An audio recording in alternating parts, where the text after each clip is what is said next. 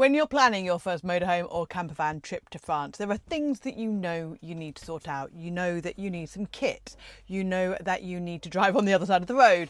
You know that you need to figure out routes and tolls and perhaps things like critter stickers. And then there are things that nobody tells you about until you're actually there, which can be quite surprising. I know that was certainly my experience when I first started touring in France. So today I'm going to share with you 7 things that nobody else really talks about so that you are more prepared for your France road trip. If you're new here, hi and welcome. My name is Kat and I am here to help motorhome and campervan owners feel more prepared for their road trips. And today we are focusing on France. If you're ready, let's dive in. Now, the first thing is campsite charges, and these can be different to what you are used to in the UK. In the UK, we generally get one price for a pitch. Now, that can include up to 2 adults. You might get some campsites in the UK that charge you per person. In France, you are going to be charged for a few extra things. So again, you might be charged for the pitch for the van, and then you might be charged for extra people, extra children.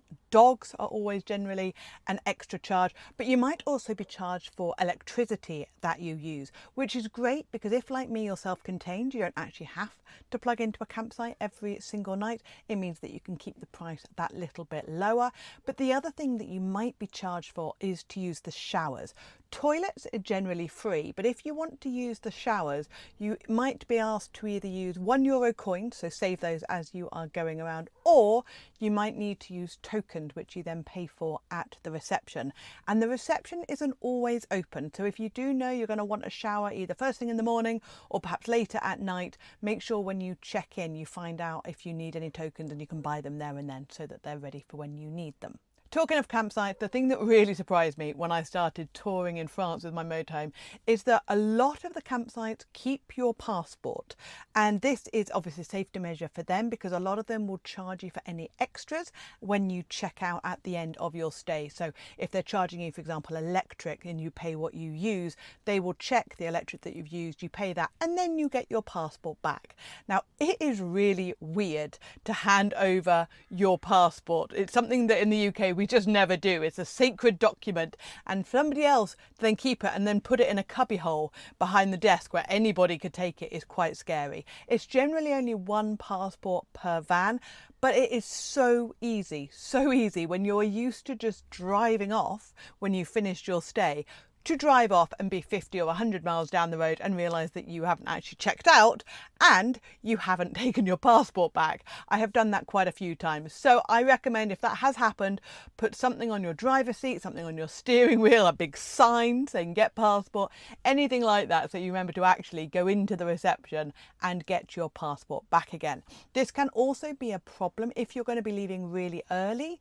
Then sometimes the reception isn't open till say 9 a.m. and if you're planning to leave early than that, you need to talk to them and find a way of getting your passport back. They may ask you to prepay for things like electric, and you may find that you lose €5 or €10, but that is a way of doing that so that you can still leave early. Another thing, while we're talking about campsites, there's a lot of them in France have bread deliveries, and they're amazing, and you can get this lovely fresh bread and croissants and all the stuff, but you need to put your order in the night before. So generally when you check in, they will explain this all to you, but if they're busy or distracted, they might forget or just assume that you know. So normally there is some sort of list of the types of bread that you can order. You will then give either your surname or your pitch number and say what of everything you want. So for example, 2 croissants, 2 pain chocolat, a baguette, and there are generally like 6 different types of baguette, so guess if you don't know. And then you usually have to pay for the bread delivery when you order it, and they often like that to be in cash. That's something else that surprised me about touring in France. Quite a few places still use cash. Now, bread ordered is one example. If you're going to be using things like the service points for your motorhomes or some car parks, they still like you to have physical coins. Some of them have been updated where you can actually pay and tap with your phone or your watch, but a lot of the places, especially things like service points where you can empty out your toilet and get fresh drinking water, they still like you to put in €1 or €2 coins. So my tip for that is to make sure you save them as you go along.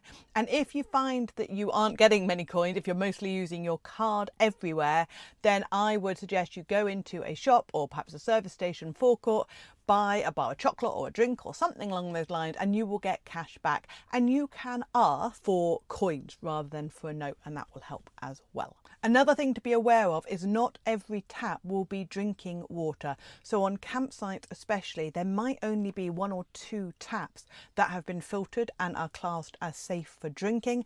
There will normally be some sort of sign with a glass and water being poured into it.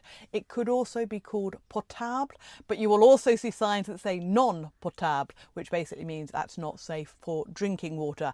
And these aren't just the taps which are perhaps near the toilet cassette. You definitely don't want to be drinking water from those, but sometimes just general taps in a field aren't marked as safe for drinking water, so be really sure before you fill up. Something that catches a lot of people out when you are touring in France is gas and LPG. Now, if you have got exchangeable bottles, so you give a bottle back and then get a new one, obviously you won't be able to do that in France because the bottles, the threads, are not the same. So if you are going to be exchanging bottles, if you're in France for say a month or more, or in a shorter period of time, but it's perhaps coming into autumn or winter and you're going to use your gas for heating, then you will need to be prepared to change the little pigtail, that is the hose that connects your gas bottle into your UK motorhome. Now you can buy these pigtails from motorhome shops, you can order them online, but you also will need to take the appropriate spanner, and also I would take some of that gas leak spray,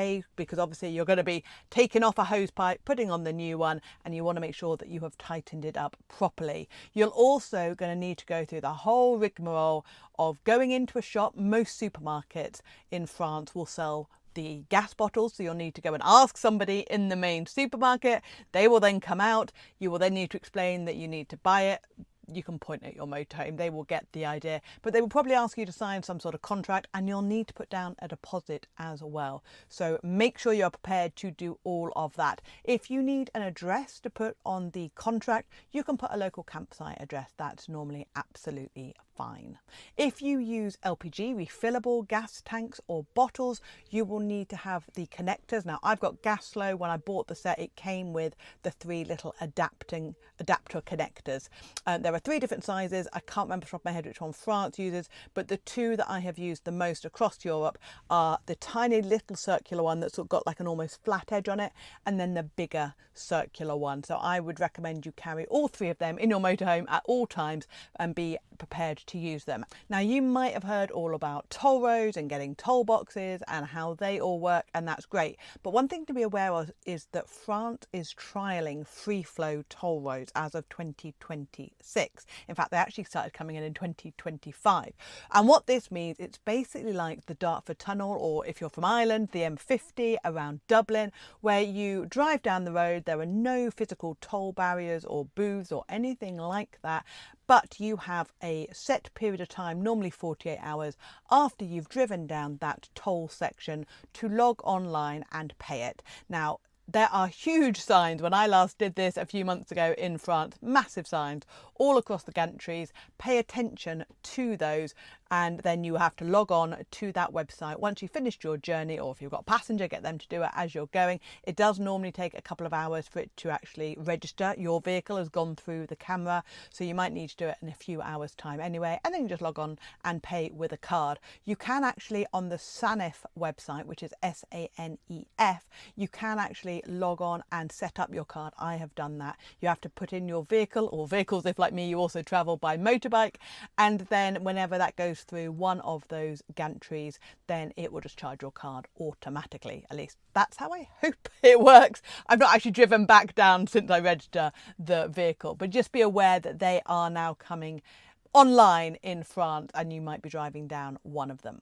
The other thing to be aware of that a lot of people forget when they are planning their trips into France, particularly in the summer, is when are the cycle races. If you're going to go anywhere near the Alps or the Pyrenees, but frankly quite a lot of towns in France also have massive cycle races, or indeed are stage points in something like the Tour de France, and these cycle races can absolutely stop an area dead. They will close roads, towns will be blocked off, it will be utter chaos. You won't be able to get into to airs or campsites that you might have planned or maybe even booked. They should tell you if you have booked, but sometimes the roads can literally be closed for several hours at a time. So it is worth checking when the main, particularly the Tour de France, but when other of the main cycle races are going on around France, and if any of those clash with your itinerary. So there we go, a few bonus tips that you might not have otherwise heard. If you would like to know things like the basic kit that you need to get when you go to France, I will leave the link to my checklist below.